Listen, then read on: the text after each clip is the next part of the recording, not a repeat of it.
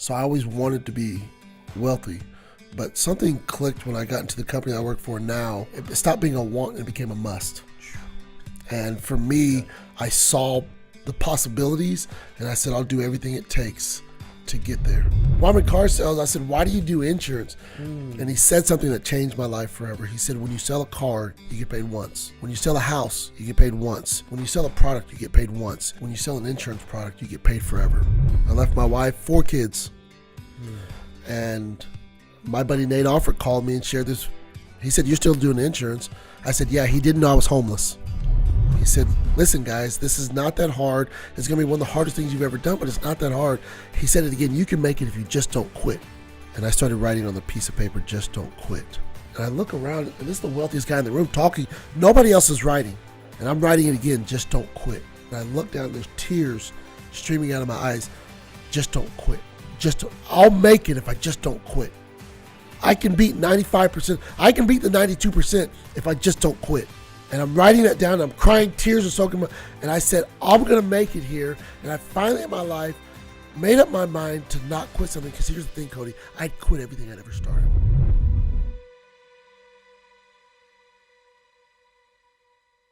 Man, do I have a story for you guys today. You have to pay attention and listen to everything we're going to talk about. This man's story is insane. It'll be one of the best interviews we've ever done. I'm confident in that. Welcome back to another interview of Insurance Influencers. This dude is an influencer in the insurance industry. He won't say it about himself, but I'm telling you, Marlin Faulkner is a stud. Thank you for being a part of this, bro. Man, thank you so much. I'm excited to be here and just getting to know you over the last, I guess, month. It's only been a month, but I feel like I've known you for like 20 years. Yeah. Has been incredible. So just the fact I came up to see you today and you threw me in the chair and wanted to interview me, and just a pleasure to know you and just to be in great company, and just excited to get to know you so much better. But excited about this. I think it's my first interview. What? What? We're releasing Marlin Faulkner today, dude. I mean, how sick is that? So we met at Nate Offord's event in Dallas. Nate's a good buddy of ours. We got to give him a shout out. What's up, Nate? You beat him here. Yeah. You got here in that chair before he did. I did get here first. Do you think you just act faster than him? Like, what's the deal? Well, I'm not going to say that, but I'm just going to say I did get here first. I live about an hour and a half from you, and so I made it happen, man. So totally, it's shame on him. That's what's impressive about you. I have a way of complimenting people to start something like this, like you did. You stole my thunder and did it to me. Something about you that when I was listening to your story, and we're gonna go through it a little bit today, I was like, I gotta hang out with that dude. I gotta get to know that dude. And you've been the exact same way. You text me every morning. You're like, you show up. You're coming here. Like, where have you always been that way to you, where you're like craving for more and you just like take action and do it? You're like, I'm doing it, man. Has that always been that way for you? No, not really. And we'll get into my past a little bit. Yeah. But the lack that I had growing up from my dad, my mom really tried hard, but the lack that I got when I feel like I meet someone who's got a lot of love, a lot of energy, I want to be around them. Just no different than a kid's going to really gravitate towards a teacher that's really showing them love or someone else. So I don't necessarily do that all the time, but when I'm around people that I feel love and feel a genuine connection with, people that are authentic, kind of like yourself, I want to be around people like that because I know it makes me better. Did you ever think you'd be making the kind of money you're making today?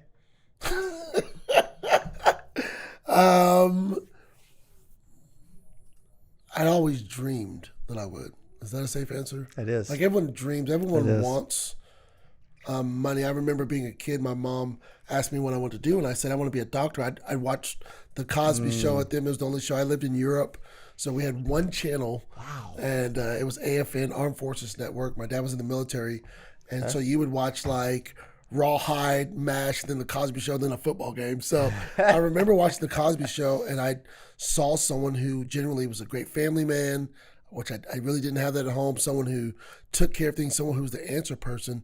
So I always wanted to be wealthy. But something clicked when I got into the company I work for now, where it stopped being a want and it became a must. And for me, I saw the possibilities, and I said, I'll do everything it takes to get there. not only can I want it, but now I can have it. And for the first time in my life, I turned the mirror back and said, the only way you can have it is if you change. And I never did that. I always blamed people about the color of my skin, not having enough money, having a raw deal. I always blamed everybody else. And for the first time in my life, I met some men, some mentors that said, man, it's on you. And to be honest, I hated them for it. To be honest, I hated them because when you don't like yourself and someone tells you you're the problem, that's hard to deal with. That's hard. I didn't sleep well with that, but I saw the opportunity and man, I ran with it, and it's been unfreaking believable. Dude, it has. Well, why don't you, for those that don't know, because as I keep asking questions, it's going to come. The story's going to come up. Why don't you share who is Marlin Faulkner? Yeah. Well, I'm still learning that because I'm changing. I'm growing. But who was I? I was a military brat. I grew up in Europe. My dad was in the armed forces and was a really hardened guy. I tell people, not in a bad way, but I felt like him and Satan were best friends. So he was really hard. He never told me he loved me ever, unless he was drinking.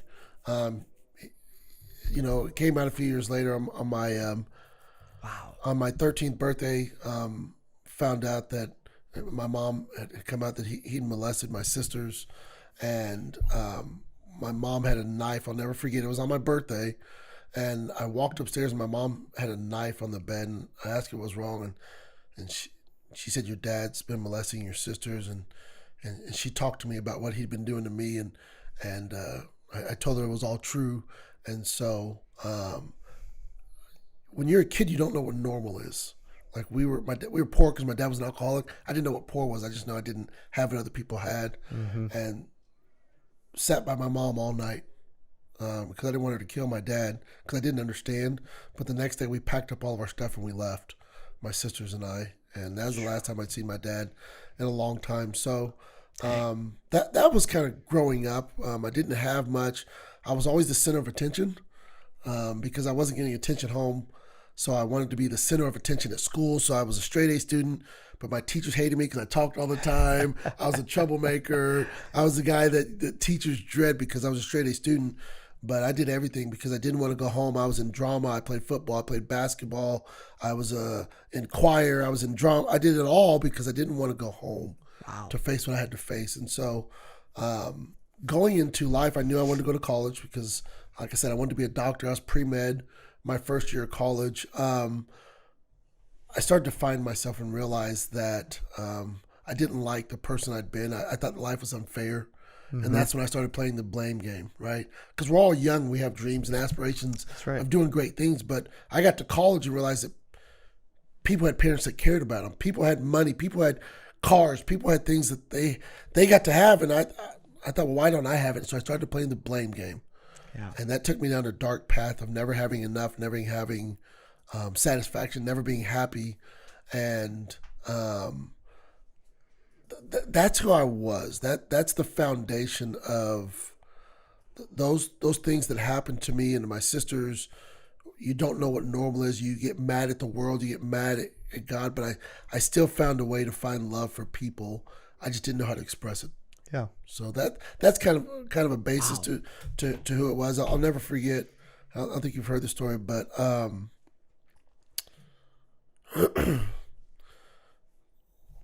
there were times when, I'll just throw it out there, I peed in the bed till later in life. Wow. I was a bedwetter. Yeah. And I would pee in my bed and I would go sleep in my sister's bed. And my sister was a year up for me. She's awesome. There were times that even if I'd pee in my bed, she'd come sleep in my bed. And I didn't realize that was for safety. And knowing that now, I've always been a protector of what's right. And getting to bring that into the business world has benefited me a lot. Yeah. So I don't know if that's kind of what you wanted to hear. That's a little bit of background to me. I don't want people to feel sorry for me. I don't, because life is life. There's people that have worse stories, that worse things have happened to. This is just my story. Yeah. This is just the life that I had to live. And a lot of times I wanted to live someone else's life. Looking back, I'm so grateful for the life I lived. And that sounds weird. But I'm so grateful that I had to go through those things because it made me stronger. It made me appreciate the little things. Watching the sunrise is something I appreciate. Watching the moon, and that's something I appreciate. So I appreciate more things to life now that I can get a grasp on the things that happened to me early on in life. So let's talk through, because you're 43 now. I don't look like it. I mean, No, I can't, dude, you don't I can't look believe you just 43. threw my Well, age out dude, there. you work out every day. I mean, well, because I want to back up to your 20s. Mm-hmm. Who was Marlin during? Let's say you talked about college a little bit. What happened? What happened after college? Well, I knew I wanted to make money. I switched from a pre-med degree to exercise science, and actually had a minor in Bible. Okay. And because I wanted to learn the written word, Greek, Hebrew, I wanted to learn not what someone else's interpretation was, but I was in search of myself, so I wanted to search out this deity. So I wanted to do that. Yep. But I knew I loved sports. I played football, basketball in high school. Played a year of college ball, got hurt. So I wanted to change. I changed to exercise science. When I graduated, I didn't know what I was going to do. Like, what do you do with an exercise science degree? So I did what every normal person does that doesn't know what they're going to do. I went and became a coach and a teacher. Yep. So I love coaching because I love what it could do for kids who hadn't had hope. I saw myself in kids. I saw myself in less fortunate people, but I knew I didn't want to teach for the rest of my life because teachers are the most underpaid profession in the world. And they need to be the most overpaid. Yeah. And so I was kind of confused because I'm teaching and coaching football, coached in Florida under awesome coach Bill Kramer at Naples High School. We won the first state championship in school history. Wow. He just got inducted into the Hall of Fame, but I knew I didn't want to do that forever because I wasn't well off. I knew I was created for more. I want to take a step back. All those nights that I lived at home with my parents, all those years I was by myself, all the years of college, if I really thought about it, when I laid my head down, I cried myself to sleep a lot of nights. I always knew I was created for more. Like, that's like you have an eagle in a pen full of chickens. You know that you're there in a pen and you know you have feathers, but you know you're different. I didn't know how to explain it, but I knew I was different. I just didn't understand how to get what was in me out. And so there was this pull and tear of conflict between my inner thoughts and my outer actions. So love coaching because I love people, helping people achieve, but I knew I was created for greatness. Did you wake up frustrated during times because of that? Because you're like, okay, I knew I'm meant for more. I'm not performing at the level that I know I should be, and I'm not getting what I know I should be getting. I know I go through that, I would say I woke up frustrated because I love coaching, but I just knew it wasn't what I was born to do, right? People go out and work a job from 9 to 5. I even tell people now, I wasn't created to sell insurance, but I was created to make a difference. Yep. And so insurance is the tool I get to use to do that. But I woke up, I wouldn't say frustrated, I woke up anxious. Okay, good. At some point knowing that I wouldn't be doing that anymore, but how would I get from A to Z, not knowing how to get there? That was the anxious part of me. Like, I know I'm great. Yeah. But I know I got something special. I know I'm different than that person and that person and that person and that. There's something different in me. But how do you get, I can see it, but I don't know how to get there. So it wasn't as much frustration as was anxiety of, I'm going to get there. I don't know how. And I left coaching and I came back and I met my wife. She gets pregnant and I know I have to enter the workforce. Okay. So I go where every person who wants to win and make a lot of money and do sales, I went to a car lot. One of the worst ideas ever. Sales. I started off in car sales. Here's the thing that changed my life. I played basketball. I had one day off a week, working 60, 70, 80 hours, making decent money, but no time.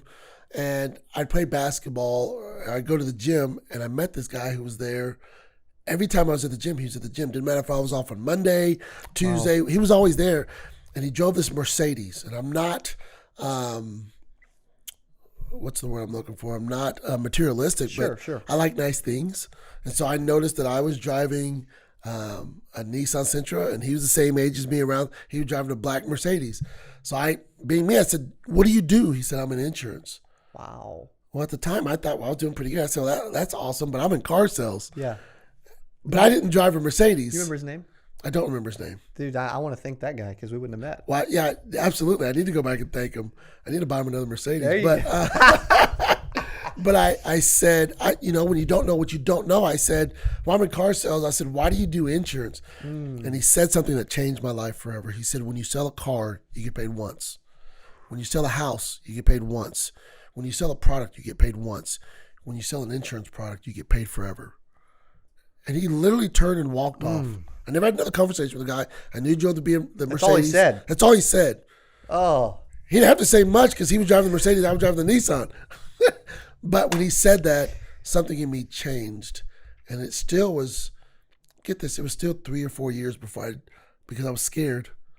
Now anxiety turns to fear. Because now I know I'm not accomplishing what I'm supposed to accomplish. Yeah. Now I'm scared to go out there and do it because I got a wife and a baby, and I don't want to fail because I didn't realize that failure was the bridge to success. And so it took me 3 or 4 more years, 3 or 4 different jobs of trying to do different things before I decided I need to go get my insurance license, get in the insurance field. Wow. What age? I was 24, 25. When you first got your insurance license? My son was born. I was 25. One of my best friends at the time. I worked at a shoe store in Shawnee in college, and this gentleman started with a company called Primerica. I don't know if I can say that. But, Yeah. Whatever.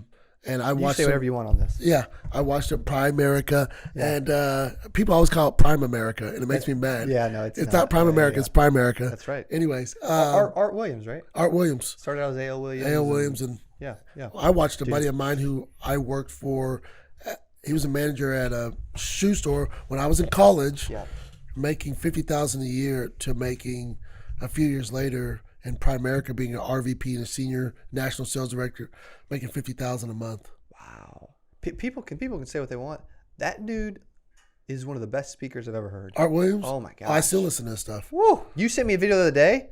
The Just Do It speech. You can YouTube it. Holy crap, that was good. I listen to it once a month because it's so good. no excuses. Just go do it. Oh, yeah, exactly. So in my 20s, that's where I was. 25 years old, I get my license, and I failed miserably.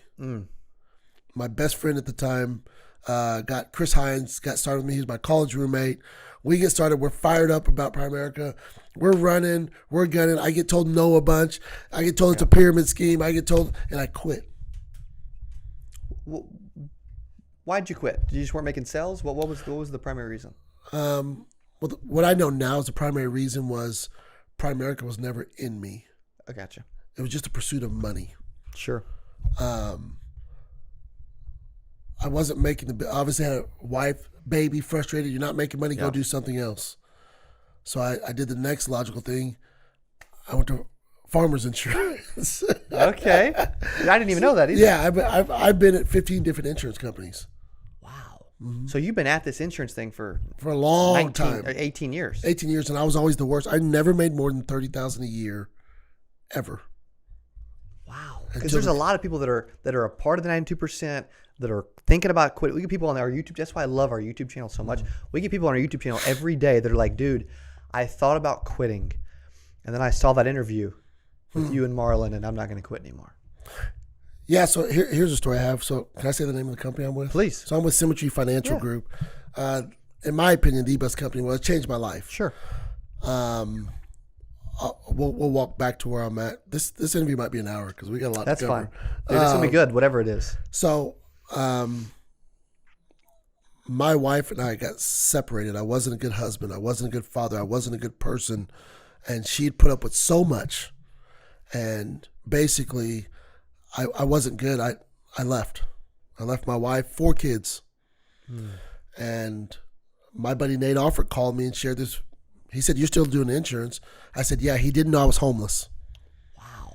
I answered, listen, I was homeless, but I still had a cell phone. When you say homeless, like I didn't have a home. I was sleeping in my car on friends' couches. I slept at the Salvation Army one night. I slept on the street because it was wintertime. I slept in my car. I was homeless. outside when it was cold. I didn't have a home. Oh my gosh, dude! No wonder you're the discipline that we'll get to later. No wonder you have such freaking discipline. Yeah, it was but I was still married to my wife, and I still wanted to work things out. I just had to, I realized I was the problem. Again, remember? It's always going to go back to that. I was the problem. Anything in my life, my weight, the way I look, I love Jim Rohn's. If you wanted something in your life to change, change it. If you want the way you look to change it. If you want your money to change it. And so I was homeless, and Nate Alford called me. I was sitting on my buddy Brian Henson's porch. Him and his wife were arguing because I'd been with them about a week and a half. And she's like, how long is he going to be here? He doesn't pay bills. He eats our food. He sleeps on the couch. He sleeps late. And Nate calls me, hey, what's going on? Oh, things are awesome, Nate. Oh my gosh. He said, hey, I want to send you a video about this new company I'm thinking about. He said, you do insurance? I said, absolutely. And he sent me a video. I hung up the phone. I watched it. I started crying. I called him back immediately. I said, I want to get started. Wow. And I got started while Nate was getting his license. There was a conference that was coming up. Nate Alford said, if you don't go to conference, I can't work with you. Now, this is where I got angry again at outside circumstances, not inner turmoil. Nate drives a really nice car, $100,000 car, was living in a million. He didn't have the McLaren back then. He'd have the McLaren back in. We'll just say he had the Bentley. Yeah, yeah. I'm like, okay, this dude's got money. He wants me to start insurance. He's going to give me money to go to the conference. And you know what he said? He said, you got to go to conference. You got to figure it out. And I got angry. I'm homeless. And I have my wife and kids. I don't have any money. I don't have any money. He said, I won't work with you. Now mind you, I've watched this guy make millions of dollars in his lifetime. He's with different network marketing companies, different companies. He drove a Bentley. He's one of the most impressive people I've ever met. 100%. He's so freaking talented. He is one of the most talented people I've ever met. No doubt. And all I'm thinking is, you want me to work with you in insurance? I need a few $100. And he wouldn't loan it to me. I was upset, but I knew that I'd watched him make this money, so I had to figure things out. And I'm getting to the point. I said, okay, I'll go to the conference. I sold some stuff to buy a ticket. It was like $100 for the ticket. I didn't have gas money to get there. I didn't have food. My wife and kids left to go to school and work. I went home and I broke into my house. And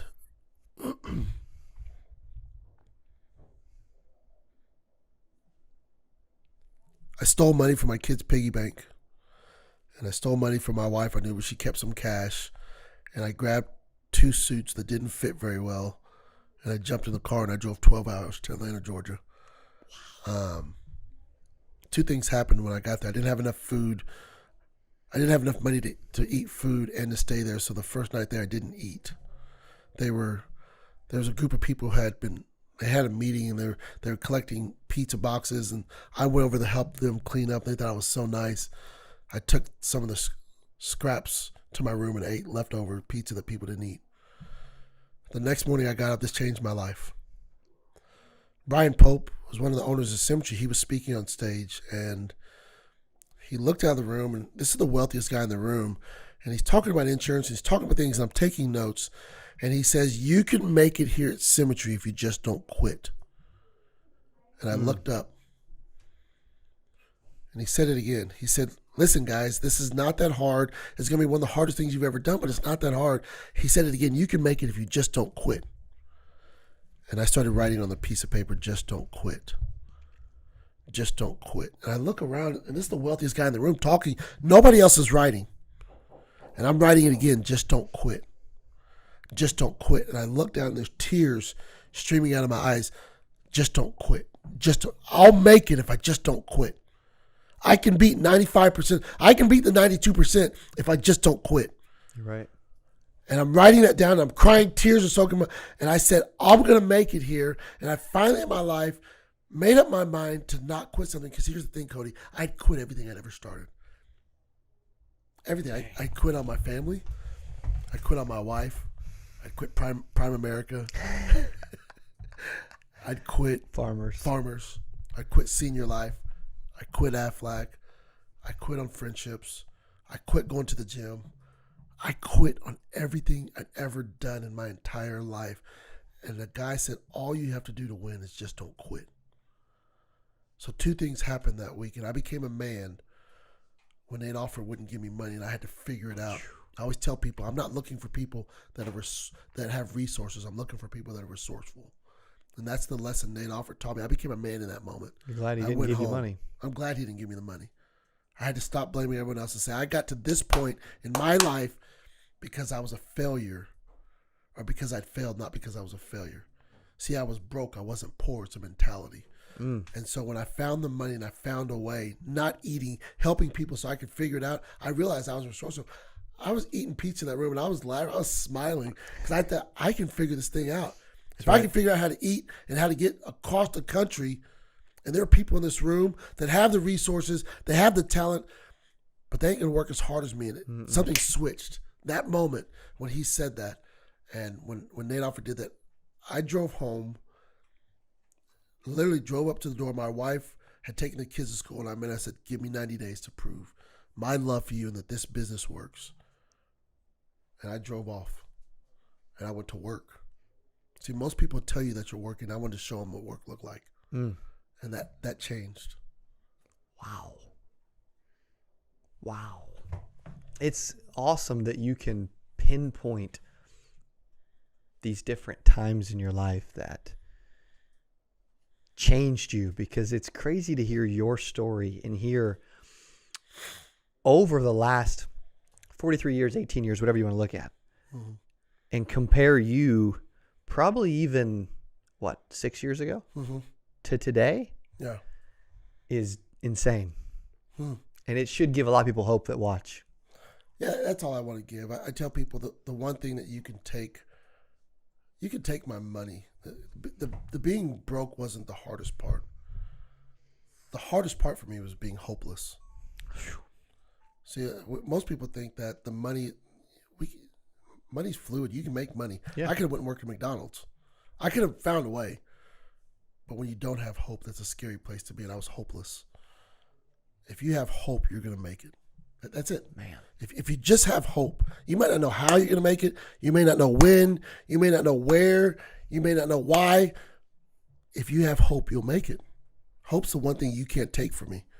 Listen, you can beat me up, throw me in I was homeless, sleeping in my car, and I had hope because I knew that I had the secret ingredient. If I didn't quit, I knew I was going to make it. That's right. I didn't know it was going to happen as fast. So I'm going to circle way back around. Right. I didn't know it was going to happen as fast. Did I ever dream I was going to make this money? I always dreamed it, but I didn't realize what happened this fast. And it took a long freaking time too, though. You know? It feels like it was yesterday that I was living in my car. Wow. I mean, let's talk about it. The one thing that I didn't have when I was broke was perspective. Yeah. Like now, I told you I'm doing some intermittent fasting. Like when I was broke and I didn't eat till lunchtime, I felt sorry for myself because I thought I was hungry. Now I call it intermittent fasting. Yeah. It's all about perspective. That's right. How do you look at things? And so then I was broke, but I still had my health. I was broke, but I still had friends. I was broke and I had a golden opportunity. It doesn't matter. Listen, don't matter what company it is. Yeah. It really doesn't. But I changed my perspective, and that's the thing that I think wealthy people have is they have a different perspective. I don't think they have more opportunity. I don't think they have more. I think they have a different perspective. And for me, if I was upright, I was always going to be a father to my children. I was always going to fight for the love of my wife. But the perspective was, I got to go out here and win and stop feeling sorry for yourself. Start acting as if. So you're not going to ask the question. I'm going with it. No, you're good. This is phenomenal. What What was your first year like with Symmetry? You came back. You said, I want 90 days to prove myself. You went to work. You got serious.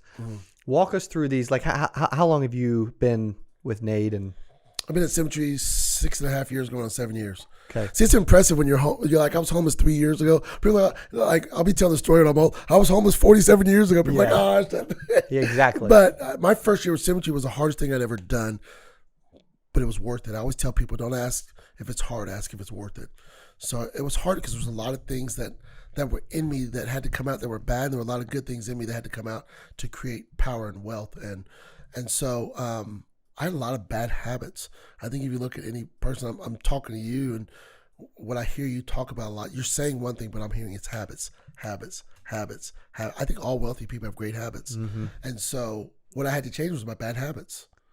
And so that first year, Nate Alford had a lot of great habits because he had a great mentor that I had to take and change. What was the worst habit you had? that you've totally fixed, and it's the complete opposite now? I don't know if I'll ever fix it because I think it was so natural. I mean, it was so comfortable. We know that comfort is where things go to die. I know where you're going. I'm a procrastinator. Hi, my name is Marlin. I'm a procrastinator. Dude, it's human nature. It's what everybody, you know. Well, I just hired Coach Michael Burt to work with me. And he says something. He says things. The power in what he says. He talked about. He teaches his mind. The first person you negotiate with every morning is yourself. And I know I'm a procrastinator, so I wake up and I start to do things to keep me from procrastinating. If I don't, like sometimes on the weekends, I'm a procrastinator. Yeah. My wife's like, "Can you clean this or can you go pick up stuff?" And Do it tomorrow. I'll do it tomorrow, babe. I worked hard and the kids got basketball games and I'm a procrastinator. But here's what I know, that there's pain that hurts and there's pain that alters. The pain that hurts is not being able to buy my son tennis shoes to play basketball. A story I tell is my daughter, we went to, I don't want to say the name of the store, went to a big store and I bought her these really inexpensive soccer shoes. They were $13. That's all I could afford. They ripped and they tore like 2 days later, and I took them back and I yelled and screamed at the lady because I didn't have money to buy more. But she said, "I'll give you your money." She said, "I'll give you a store credit." They didn't have any more of my daughter's size. And so I fought for 30 minutes to get money to go to another store to get shoes. That's pain that hurts. Pain that alters is when I would go to the refrigerator when I was living at home with my wife and my kids, and I'd look in the refrigerator and I'd count meals, and I'd turn around and count kids, and I'd have more kids than I had meals. That's the pain that alters. The pain that alters is I was sitting at a buddy's house drinking and playing video games as a 35-year-old gentleman, and my wife calls me, and we're on food stamps at the time, and she says the food stamp card won't work. And I said, "Well, I'm busy, I need to figure it out." That's pain that alters you. So that first year, I ran towards, here's a good one. Okay, good. People may not get this. The way to beat procrastination is to run towards pain. Gosh, I love that. I run towards things that I don't like to do. The reason I procrastinate is because I don't like to do them. Like the cold shower. Like the cold showers, which I'll tell that story in a minute. Mm-hmm. I run towards things. First thing in the morning, I get up, I meditate, I read a book, I listen to audio, I go to the gym, I come home and take a cold shower. Why? Because I have to trick my brain into doing something I don't want to do. That's right. I've done it for a year now. Listen, it was 30 degrees in Oklahoma the other day. When it's 80 degrees outside, you take a cold shower, man, it's a little discomforting. Dude. When it's 30 degrees and you take a cold shower, I become a woman in so many words. Like I'm in there cussing myself out. I don't want to do it, but I stay in there until I absorb it and I realize that I'm doing it, and I stay in there until I enjoy it, and then I get out. I can take a cold shower for 5 minutes or 30 minutes until I trick my brain into understanding why. My first year at Symmetry, I had to beat that demon of procrastination out of me. And I did it because I had a great mentor in Nate Alford. I had a great mentor in Brad Smith. I had a great mentor in Matt Smith. I had a great mentor, the number one guy at Symmetry Financial Group, Edward Pritchett. He's one of my biggest fans. This guy is by the book. He does everything that he's supposed to do, but he told me I do them because I realize if I don't, it'll break me. Like I asked him one time, why do we read? Because we hear wealthy people read. I said, why do you read? He said, if I don't read, at some point the money's going to break me. So I forced myself to read. Now I substituted by listening to a lot of audios. But the first year at Symmetry, I had to get rid of a lot of bad habits. And I'm thankful all those gentlemen I just named. A guy like Brian Delaney, who had no financial gain in my future, would take time on the phone with me. And they wouldn't yell at me and say, "You're wrong, you suck." Hey, Marlon, have you ever thought that if you go do what you want to do, you can go do what you get to do? So these guys, I'm getting mentorship. And like you said earlier, I'm gravitating towards guys who have great energy, guys that are positive, guys. I stopped the two most important decisions my mom told me you'll ever make is where you'll spend eternity and who you hang out with. Now, they say it different in success books. They say your wealth is the equivalent of the 5 people that you hang around with. Well, network is your net worth. Your network is your net worth. But here's the thing that I tricked. Most people don't believe that. Oh, 100. I didn't believe it either. I didn't either. I thought it was cheesy. I thought that was dumb. Well, I can have my buddies. Yeah. that are working at Quick Trip, and that Quick Trip's a great company, but I can't get to where I'm getting to working at a cashier at Quick Trip. If I do, I better be doing something on the side. That's right. I can't get to where I'm getting to when you're going to 9 to 5 and you're happy for the weekends, and I'm waking up happy about Monday because I get to go get it. And I'm happy about Sunday and Monday and Tuesday. And I can't be around you because we don't have the same birds of the feather flock together. Yeah. So I realized when I started changing the people, it's the foundational thing in my life that I'm studying right now, is you can change. This is the reason why. Listen, let me talk to some of you guys. Hi, my name is Marlin. I'm a procrastinator.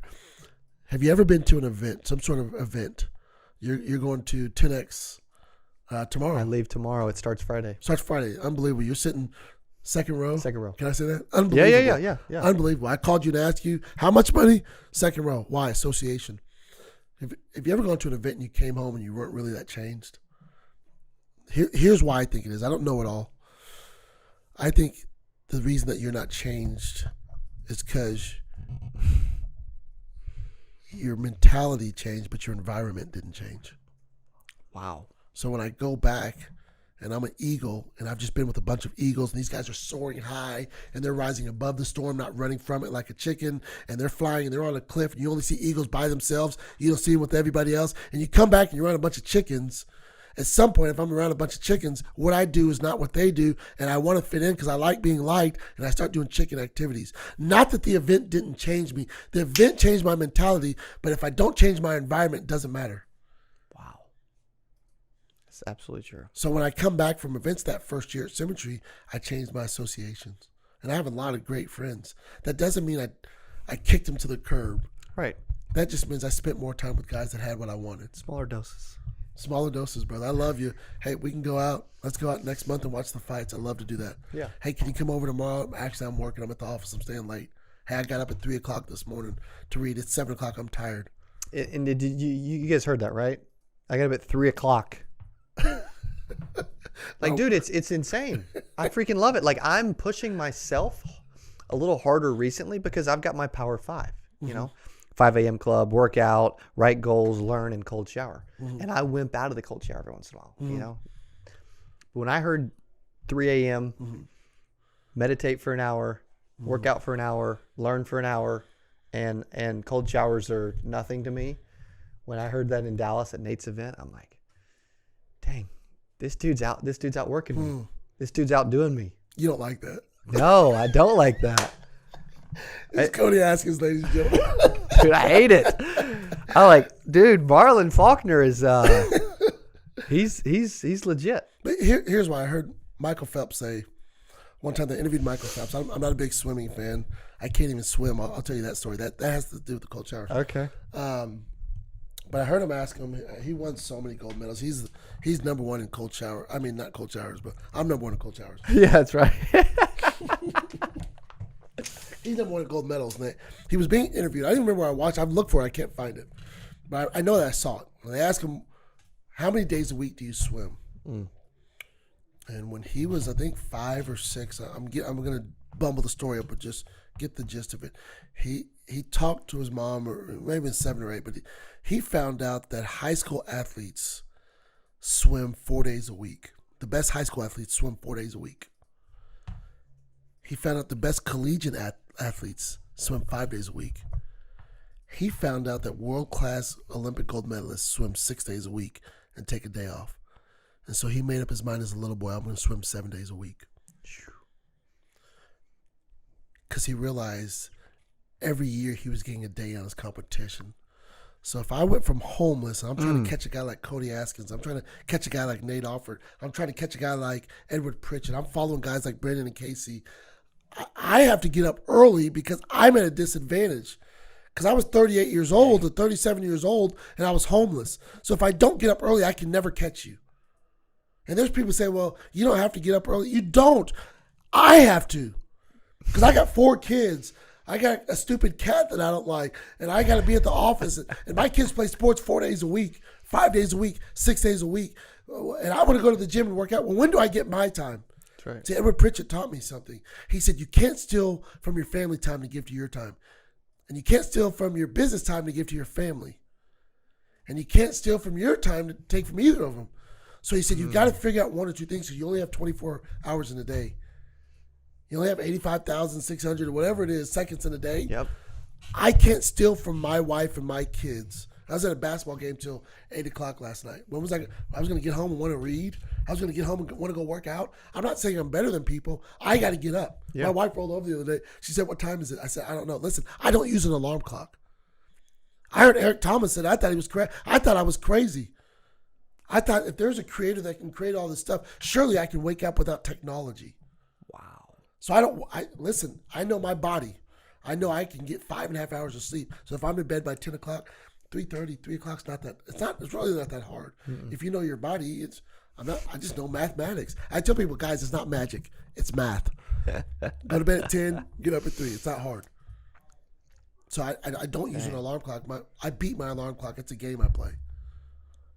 It's a good feeling. It's an unbelievable feeling because I get up and my feet have to hit the ground in 10 seconds. Or what? I'll procrastinate and I'll lay there. What'll happen? Wow. I'll go back to sleep. I give myself 10 seconds. How many people do you have on your team now? We've lost some people in the game. We're around. We were at 150. We're probably down to about 120, 100. We had an event. We had 100 good people at the event. Because you are a master, and I don't even think you really realize this yet. You are a master recruiter, promoter.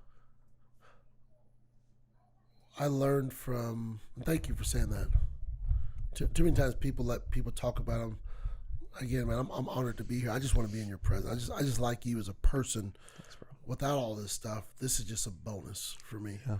But I appreciate you saying that. But I learned from Nate Alford, from Matt and Brad Smith, and I paid attention. Here's why. Because in our company, you can either be a great producer or a great recruiter.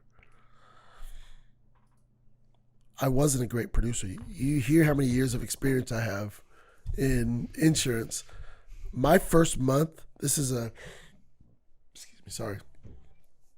my first month in Symmetry and Nate Alford's first month. Nate Alford, zero insurance experience, great with people, trained. He went out, he did 50,000. I've got 15 years of experience. I did 3,800. So here's what happened. My wife lets me back in the house. We salvage our relationship. We're daily working on relationships still 6 years later. But I remember sitting up one night and thinking, I can't catch Nate Alford. I don't know if I'll ever be able to write 50,000 in a home. In a month, I mean. But he told me, Brad Smith said this one time, he said the greatest promoters are the highest paid people. Here's what most people don't understand. I think. I won't say that because that sounds... Here's what I didn't understand. It doesn't have to be about you. I can promote Symmetry. I can promote Nate Alford. I can promote Brad Smith. I can promote Edward Pritchett. I can promote Matt Smith. I can promote guys that are better than me. And what does that do? That takes the focus off of me. Because that's what people want to know. Yeah. I was a homeless guy. How do you recruit people when you're homeless? Yeah. Because here's the number one question people ask.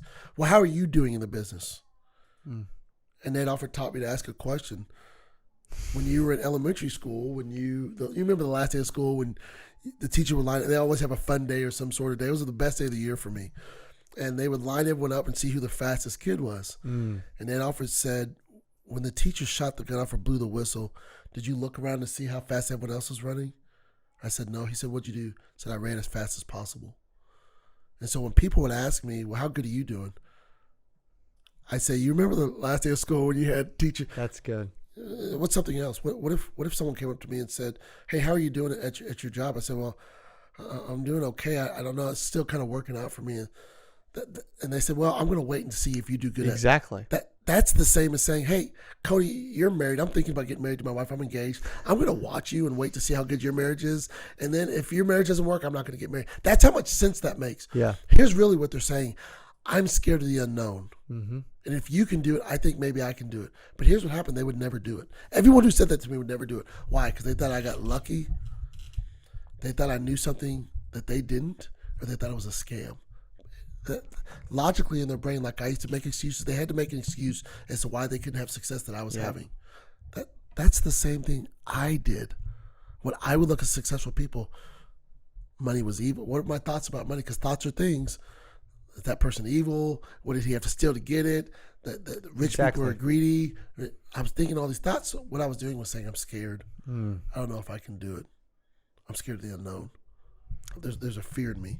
You have people around you that have known you throughout your life that probably reach out all the time, don't you? More now because I'm more private. Yeah, you're not. That's if you were more public on your Instagram and everything else, you definitely would. But yeah, I'm more private because I don't necessarily want the fame. I want to help people. Well, dude, I was bragging on you a second ago and you deflected it.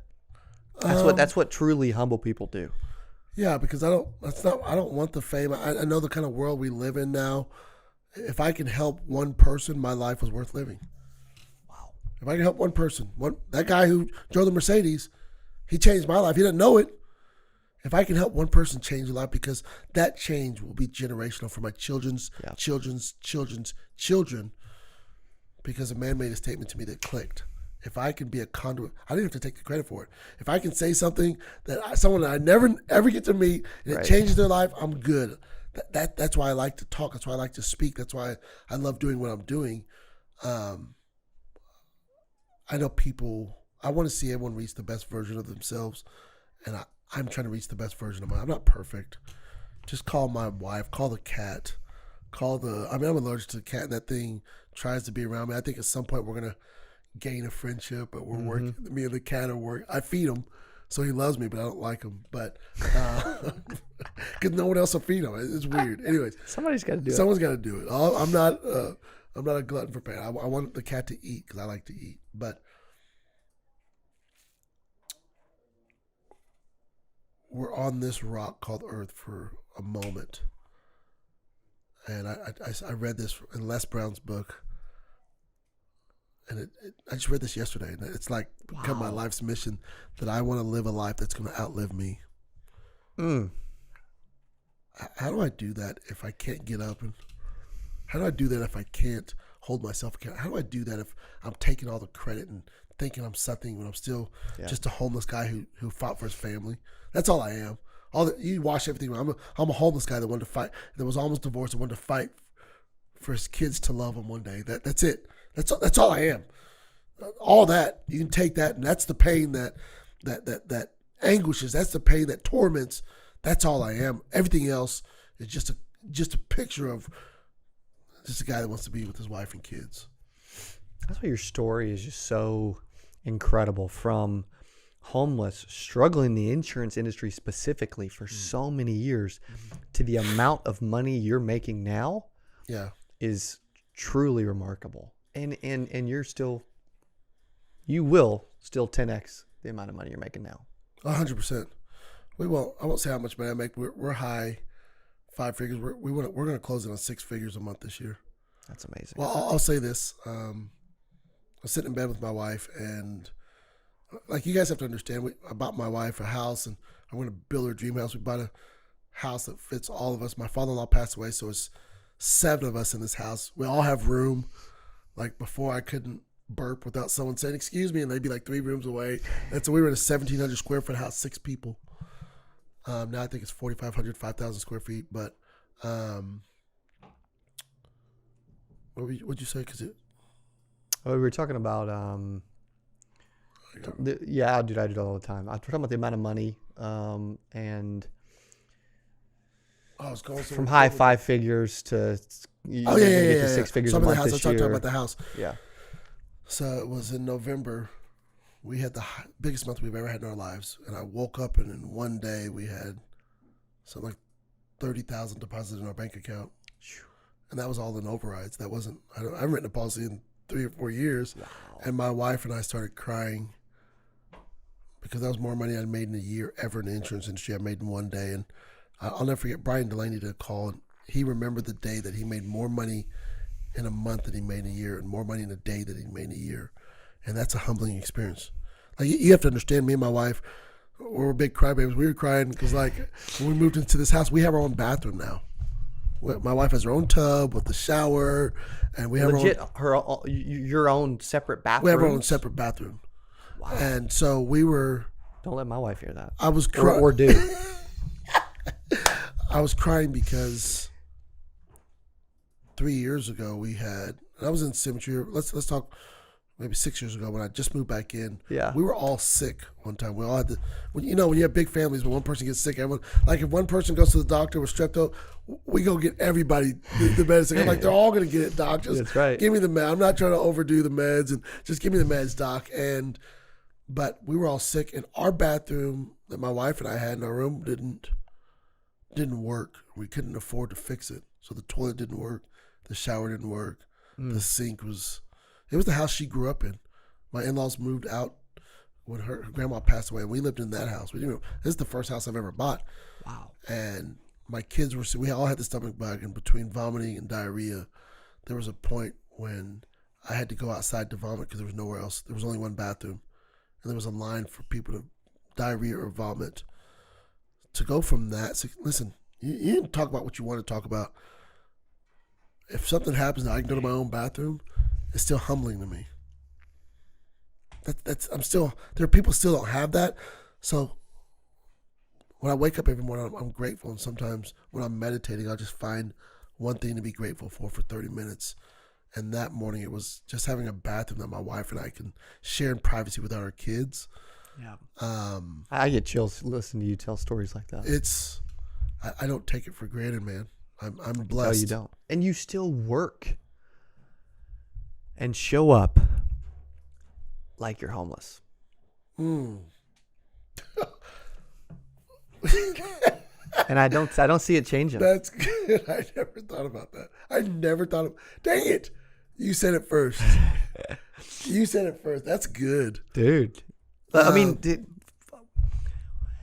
how you show up, the time you wake up, the meditating, the learning, the working out, the cold shower, the mentorship that you still crave, the people you spend time, like all the things you're doing, those are the secrets. You know, everybody that watches it, we've got 13,000 and change insurance agents that watch our stuff pretty consistently. Awesome. And most of them are Marlin Faulkner 6 years ago.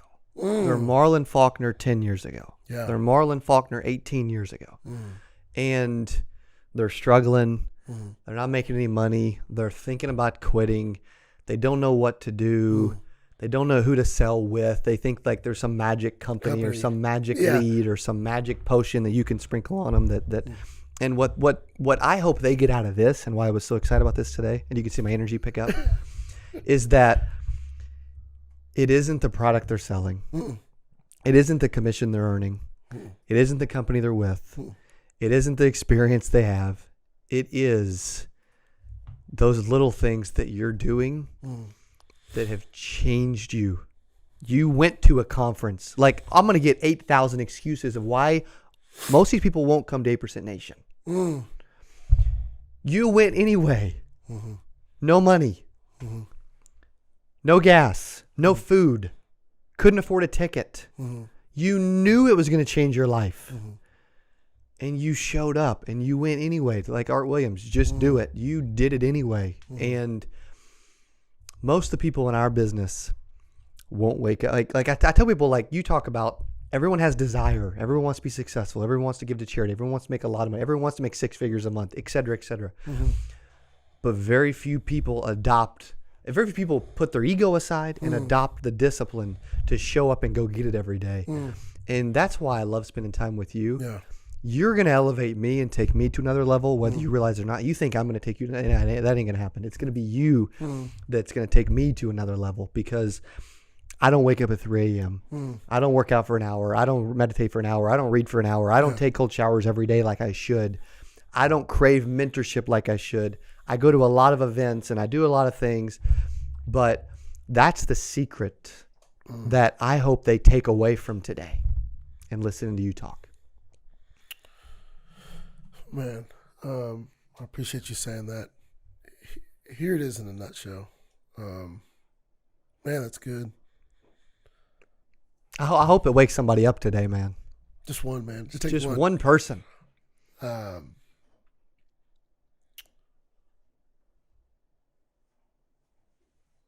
Everything that I've ever done since starting in Symmetry. I'm telling you, I'm going to do great things. I'm telling you, it's not if, it's just when. But Yeah. Here's the difference. Because you do all that, and now it's just different habits. I don't think taking a cold shower is extraordinary. Something I do. We didn't get to the cold shower story. We'll come back. We'll get that next. We'll get that next time. But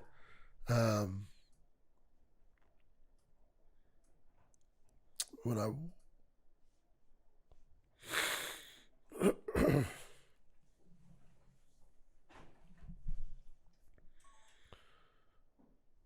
when I walked in the door last night,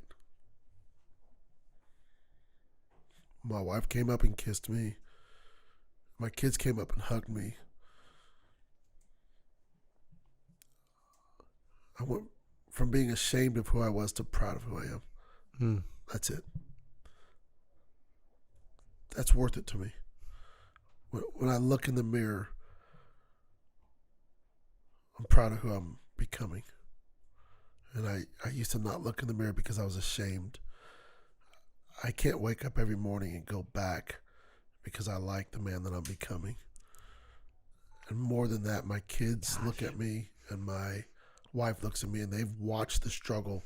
They're old enough to know I was homeless. They're old enough to know about the molestation. They're old enough to know that my dad he beat me unconscious when I was, I got story after story after story, but when I walk in my door at night, when I lay my head down, my wife and kids are proud of me. And my kids go to private school now. It costs $50,000 a year for my kids to go to private school. They know the sacrifice that I'm making. Not about the schools, not about the money. They know that Daddy will do everything he says he's going to do. Yeah. And they're going to watch me struggle some more and get better. They're going to watch me struggle some more and get better. At the end of my life, when I get hit walking across the street, or my wife and kids being proud of me, brother, it's worth it. I'll work harder. Totally. I heard Ed Milet. I listen to Ed a lot, and I heard him say that he didn't want to die and get to heaven, and the Lord introduces him to this man that's unfamiliar, and that was the man that he should have been. And wow, I don't know if I could accept not being the man that I should be because I want to get sleep, or because I can't be disciplined not to eat, or I'm too selfish or not humble enough. I've got to go help people regardless of the income. Money never leads, it always follows. I've got to go win so that I can meet that man one day and look in the mirror, and it's like looking in the mirror because I know what he looks like. And for 37 years of my life, if I would have died, I would not have known who that man was. Wow. Because I knew this was possible. I just didn't know what it looked like. So is that why you? This is really unique, and we got a few more minutes. We'll wrap up quickly, but I don't think I've ever met anyone that almost like craves pain like you do. It's almost like you like crave it and want to go through it because you know you've seen how far you've came because you did a lot of things that you didn't want to do.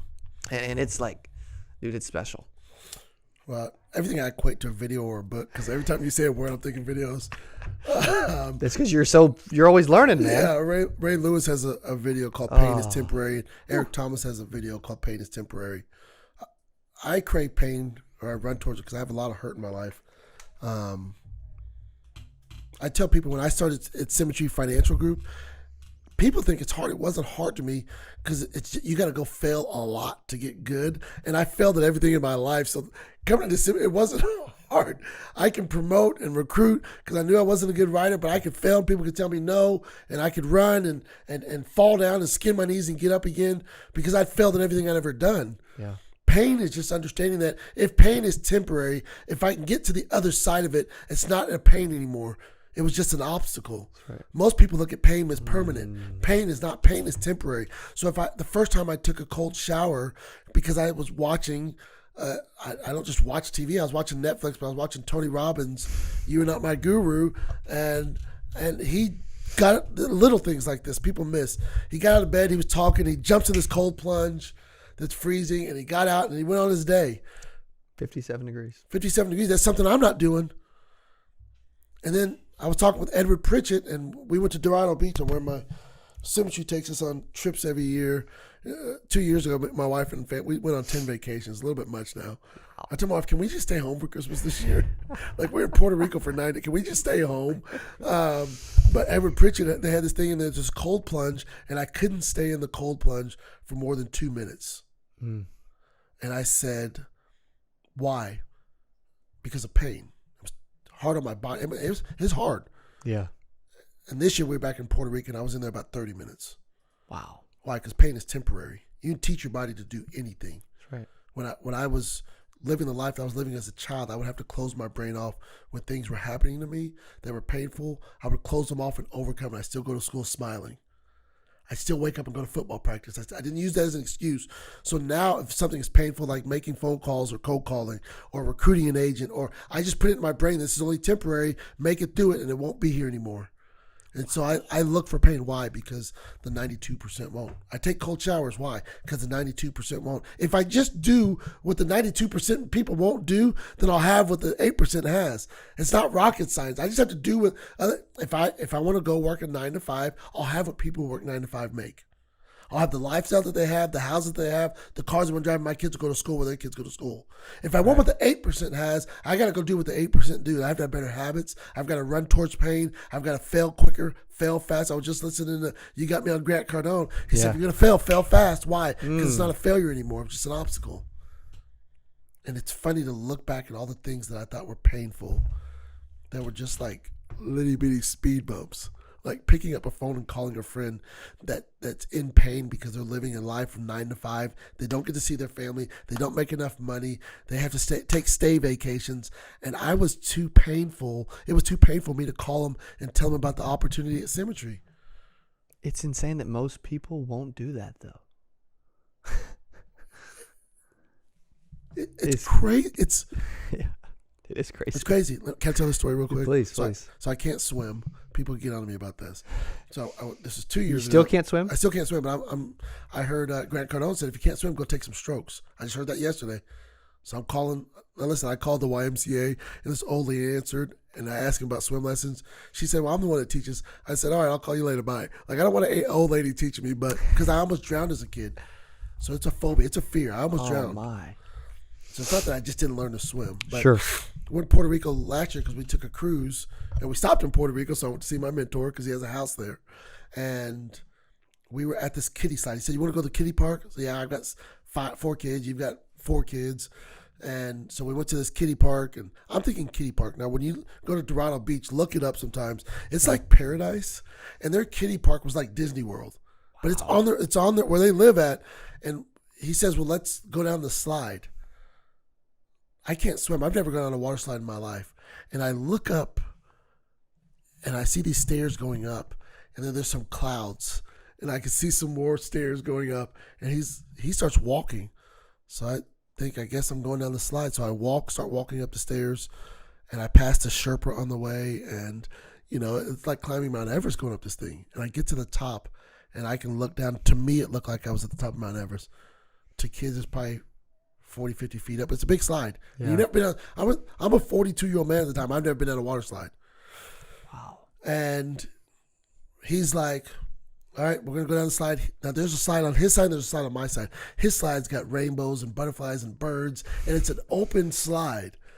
And mine's dark, and it's got bats and spider webs. And he's like, you go down that slide. I'm like, I want to go down that slide. He said, no, if you go down that slide, you'll never go down that slide.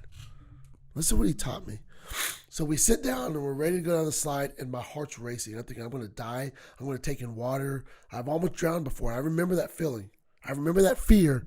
I'm not going to do it. And he's like, 1, 2, 3, go. And I don't let go. And I look over, and he didn't let go. He said, you didn't let go. I said, you didn't let go. And he's like, well, you got to let go first. I said, you let go first. And so we're sitting there banding back and forth. I turn around. There's this 5-year-old girl tapping her foot like this, waiting for me. So I get up, and there's a line of kids that have built up, and they're going down the slide having the time of their lives. And then it's all the kids are gone. So he's like, okay, here we go again. We sit back down, and my heart is racing now. I'm thinking every negative thought I can think. And I'm like, I can't do this. And he said, yes, you can. I didn't want to tell him what my fear was. I'm thinking I'm going to drown. I'm going to take in water. When you came out the side, you stood up. It's about waist deep. I know people think this is silly. Follow me, please. He looks at me. This is why Edward Pritchett is one of my best friends, one of the greatest mentors I've ever had. He said, what would you tell one of your agents to do if they were scared? That did it. Now, you're talking about, and I'm thinking you're talking about death and writing a policy. But in my brain, I realize when people don't do things, why they're scared, and that was me. And so I let go. And it was the scariest thing I'd ever done in my entire life. Like, I'm trying to stop. I'm going down the side. I'm using my elbows to try to slow down. I end up turning over. I'm in the water going down the side face first. I'm thinking I'm going to drown. I turn myself back over. I'm going through the sides. I'm turning. And I come out. And I just stand up on my feet. And I stand up. And I feel like I just conquered the world. And my son and my wife and Edward, they kind of roll their eyes like, congrats. What took you so long? And they walked off. Here's the moral of the story. 95% of you that are watching this can swim, and you think, what is he so scared of? What is he afraid of? That's how I look at you when I look at this business. You know how silly it is that people think I can't swim? I think it's silly you won't get up at 3 a.m. I think it's crazy that you won't get up and read to make yourself better. I think it's absurd that you won't get up and take a cold shower and work out. I think that you don't write down your thoughts for that. I think it's mind-boggling that people don't do that. Just like they look at me because I can't swim. And you know what they'll say? Yeah, but everybody can swim. You know what I say? Yeah, there's a lot of money in the world. But here's what I told a guy the other day. I need a tissue. My nose. Jeez. Yeah, you guys, can you grab one? Man. I want to wipe it on camera. You're right. They'll be like, that's out there forever. And I'm like, Marlin's wiping his nose. That'll be on a blooper reel somewhere. So I'm going to hide my nose like this and talk. If it drips, it drips. I can't help it. Yeah, but you're good. I told the guy, here's the crazy part. I'll learn how to swim and you'll still be broke. Because you won't overcome your fears. Wow. What'd he say? Because that's good, dude. Like, that's good. I mean, I there's people that are watching this that I'll jump in while you're doing this. There's people that I'm gonna make watch this. I don't care if I gotta like drive to Alabama and sit them down and turn it on. Like, there are people that I'm going to make watch this. And don't get me wrong, there's still fears. But when I was 5 years old, I was scared that there was monsters in the closet. I'm not scared of that anymore. The bigger you get, the bigger fears you have. I still have fears, but I'm going to run towards them. I'm going to learn how to swim. Yeah. But if you don't change what you're doing, you'll still be broke. That's what I tell people now. Listen, I'll learn how to swim. Call me in a year. Hey, I may still not know how to swim, but if you don't change what you're doing either, you're still going to be broke. What's worse? Learning how to listen. I go on boats all the time. I'm going on a cruise. Our company's renting out this the biggest ship in the world, the Oasis of the Seas. I'll be on a boat, and we're going to an island. I kind of did swim this last trip we went on with the Pritchett Agency. I was in the ocean, which I didn't know that. This things you don't know if you don't swim. I didn't know that you could float easier in salt water. So I was out there, and I walked out with my wife and some friends, and I was at the point when I could barely. The water was up to here, and I could barely touch. I'm 6'3". I'm a big guy, and I took a step, and I couldn't touch anymore. And I relaxed, and I remembered, hold your breath, and you'll float, and just take strokes. And I did that all the way back to shore. I just relaxed, took a big breath, and I floated. Now, here's the crazy part. Last summer, I tried to do that at my buddy's pool, and I sank through the bottom. No one told me you can float in salt water, you can't in regular water, but I didn't know that. I'm going to get there. Yeah. I'm going to learn how to swim. If that's the worst thing that happens in my life, I've lived a pretty good life. Yeah, that's right. But if you don't overcome your fears, what is it costing you? That's good. That's good. Man. This is good, bro. Any final words? This is good. There's somebody out there watching that's struggling. They're thinking about quitting. They're new. You know, we get more new insurance. I think Dylan said we get like about 100 brand new insurance agents that subscribe to our channel because of just one video we put out. You know, so. Yeah, I'll tell a story. I love to close. It's going to be a good one. Good. Pull at the heart. I love watching movies. I love military movies. My dad was in the military. I feel like I missed something part of my life because I didn't have that. But, number one, hats off if you were ever in the military. Yep. Someone in your family's in the military. Hats off. Thank you for serving. No doubt. Because freedom isn't free. You paid the price that I could be here sitting in this chair. Amen. So thank you for your service. Thank you so much. That's good. Totally agree. But I was watching Lone Survivor with Mark Wahlberg, and it was about the Navy SEALs and Jacob Luttrell, I think. Yep. And it's one of my favorite movies. Good. It goes through Navy SEALs, what they call Hell Week, and they like sleep. You're sleep deprived. They don't feed you. They're screaming at you. They're trying to break you down. But the crazy part is every time that someone quits, you have to go and you have to ring the bell to let them know that you're quitting. And I wish that I could institute on my team that every time someone came in and they committed to work this business and they committed to change their family's lives, I wish they would have to ring the bell. Now listen, that you go, from what I understand, almost days without sleep. You've got to eat within 5 minutes. They feed you. And then you got to run off and go. And then you're doing exercises physically all day long. And at the end of the day, they're going to push you one last time, and that's when most people quit. I heard that they take you out to a pier, and you got to sit in the water with your brothers, and you're doing it together, but some people can't take it because they don't know if you're going to be out there 5 minutes or 5 hours. Here's my favorite part of the movie. They started with like 200 some odd guys, and they ended up with like 12 to 15, 20 guys. That make it through that? Make it through Hell Week. They become Navy SEALs. And please forgive me if you're a Navy SEAL. I'm just talking about the movie, what I know from it, and why I love this, because I'm honored that those guys get to serve. They choose to serve, but at the end of that part, when everyone else is gone, they nail your wings to you that signify you make it, and you get to ring the bell. And I'll never forget, this is in my mind. I think about this all the time. One of the guys rings the bell, and he screams, "It pays to be a winner!" It pays to be a winner. It pays to be a winner. Yeah, it does. It pays to be a winner.